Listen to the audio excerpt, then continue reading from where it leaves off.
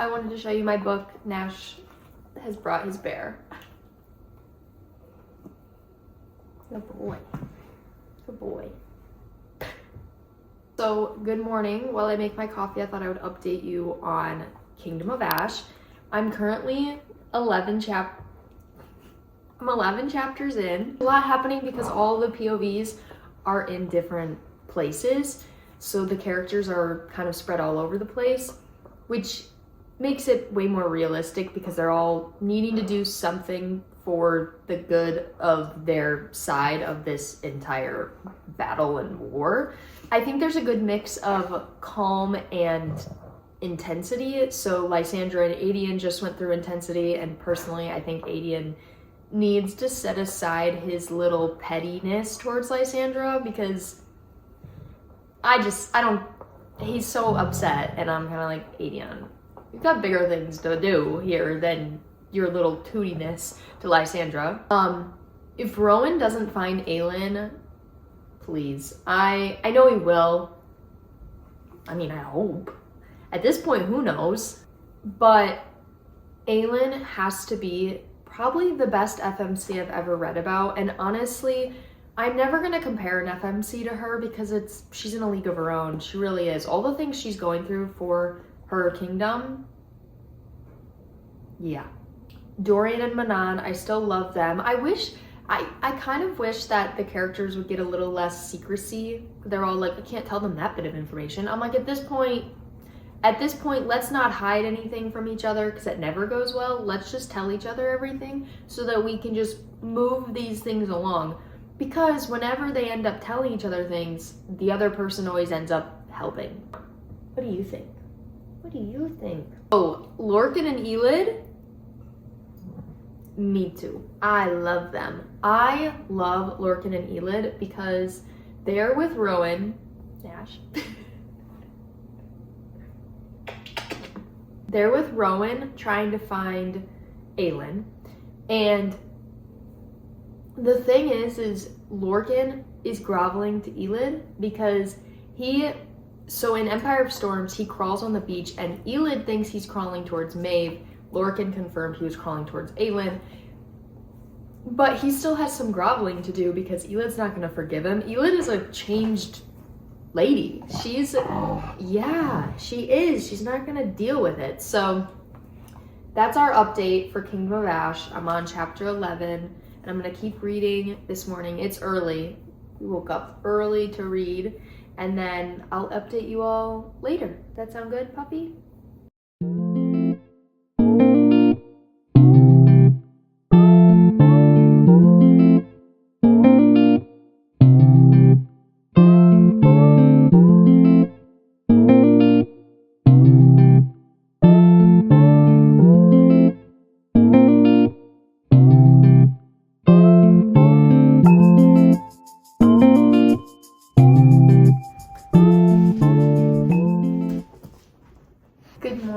I'm going to talk to you about Kingdom of Ash. Nash is again showing you his bear. So I got a lot of updates to do before I dive into this book again. I have my iPad out because a lot has happened recently with this book, so I've jotted some notes down on the points that I want to talk about. For one, immersive experience.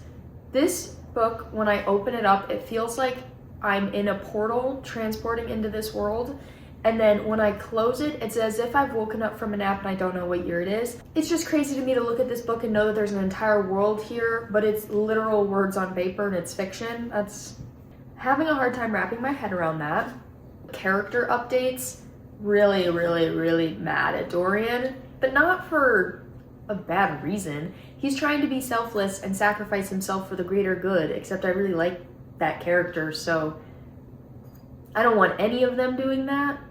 So it has me terrified to read more. And it makes me mad for Manon because she cares about Dorian. I really like Manon. She has been one of my favorite characters since the moment she got introduced in this series. So, I'm not ready. I've been told by a lot of people that I'm not ready for this book or the ending of this book. They're right. They are right. Trust your book friends who have read books before you. Okay, one update that I really was excited about is Lorcan swore the blood oath to Aelin, and his only requirement from her is to protect the people of Terrasen and Terrasen itself.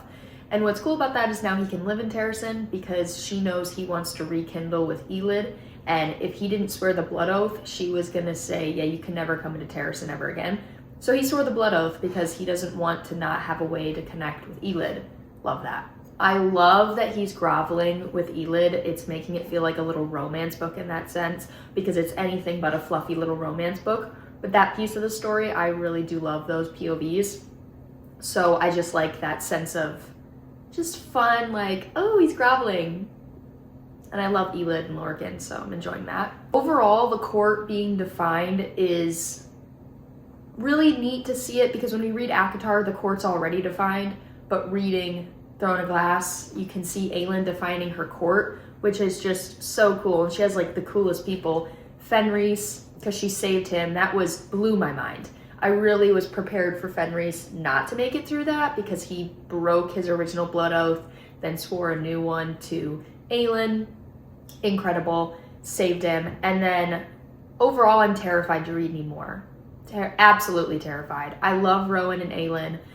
If anything happens to them, I'm gonna need like 5 business days.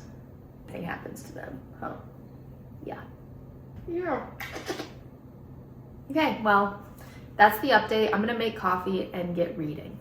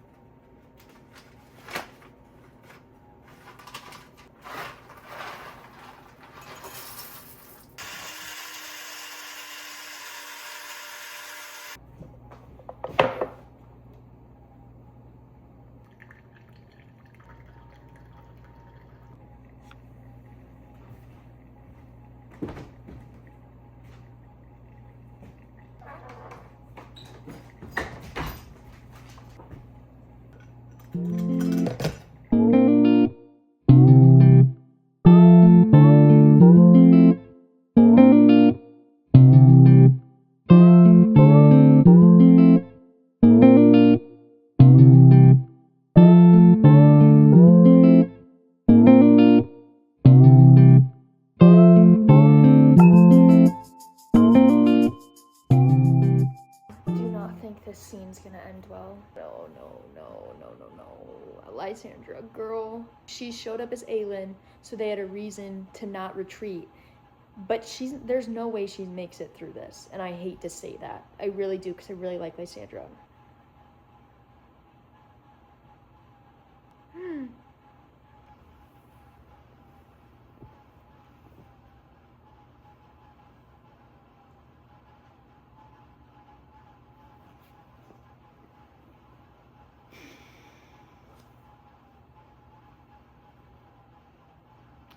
The way these characters need a vacation so bad, that's insane. No, that's insane. That's insane. The whole Witch Tower thing, chapter 46, just 47, chapter 47, the Witch Tower just launched on Adian's troops. And it literally said, next, a wave of black tinted light slammed into 4,000 soldiers. When it receded, there was only ash and dented metal.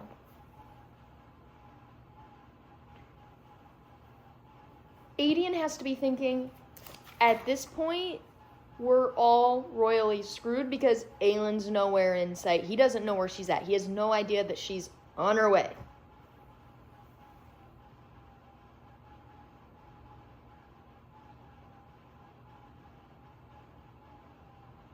I fear for them. I fear for Adian. I really do. I fear for Adian and I fear for Lysandra. Oh my gosh.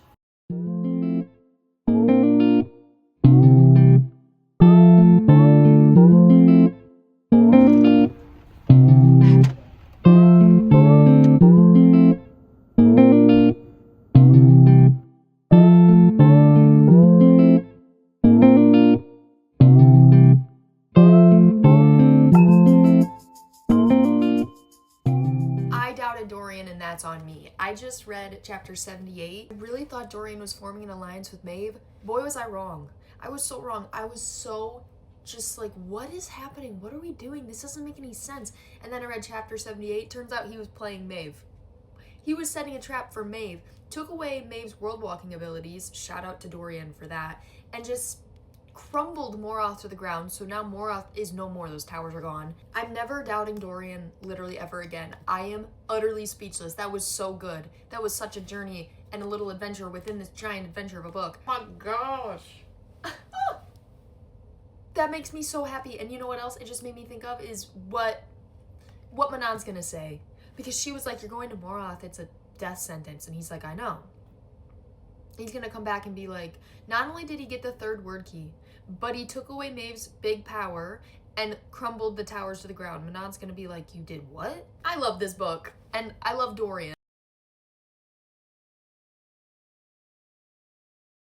I'm utterly speechless. I actually have no words. I just read the chapter where Manon watches the 13 sacrifice themselves, and I don't have any words. I'm gonna keep reading, but I have no words. I just read chapter 99 and ACOTAR was referenced, and I have no words. I have literally no words because ACOTAR was referenced. She was falling through the worlds, and one of the worlds that she fell through, it was ACOTAR. It was ACOTAR. I haven't read Crescent City, but I think she fell through Crescent City. She fell through ACOTAR. She passed through a world of snow-capped mountains under shining stars, passed over one of those mountains where a winged male stood beside a heavily pregnant female gazing at those very stars. Faye. ACOTAR. Nash was ACOTAR. Just that little bit of the world being referenced from ACOTAR. Round of applause. That is story master detail writing. I have no words. I have no freaking words. A lot's happened since I've updated you last, so I might as well just update you. The 13, it's just Manon. Heartbreak City for myself. I felt that just hollowness for her. That was earth-shattering. I didn't expect that at all, so it really blindsided me. Dorian is a total badass. Completely made me believe he was siding with Maeve. He's not. Thank the heavens. He actually brought down all of Moroth. And then his father, Nameless, was his price, and he took Dorian's place. I'm kind of going all over the place. I'm just, the fact that ACOTAR was referenced. So, okay. Aelin and Dorian were going to take the word keys, forge the lock, close all the doors, all the gates. Well, when they were in there, Dorian summoned his father, and his father took his place because his father's name was taken away from him. So you never know the King of Ardenland's name, Dorian's dad's name. The dude doesn't even know his own name because Erwin took it away. And because Nameless is my price was the words, he took Dorian's spot, sent Dorian back, Aelin did. So Aelin was willing to sacrifice herself entirely. Mala gave her a gift to get back. In the tattoos that Rowan put on her back was a map to him because he's like, he kept telling her this isn't the end. And I'm like, no, they'll figure something out. Yeah, it's not the end. And then I'm like, gosh. And it wasn't the end because then she kept falling through the worlds. Now she's back with Rowan and it's chapter 100. Best book reading experience literally ever. Nash sits right here. Come here, Nash. Right, nope, over, your spot's over. Okay, yes. It's finally complete and I feel like I could potentially sleep for the next week. I absolutely loved it. Absolutely loved it. I cannot think of a better way to wrap up this book, or just like everything felt so complete. Yes, I shed tears. Honestly, if you can make it through this book and not shed tears, I want to know how. I don't really have a lot of words other than it's absolute utter perfection and a reading experience that I think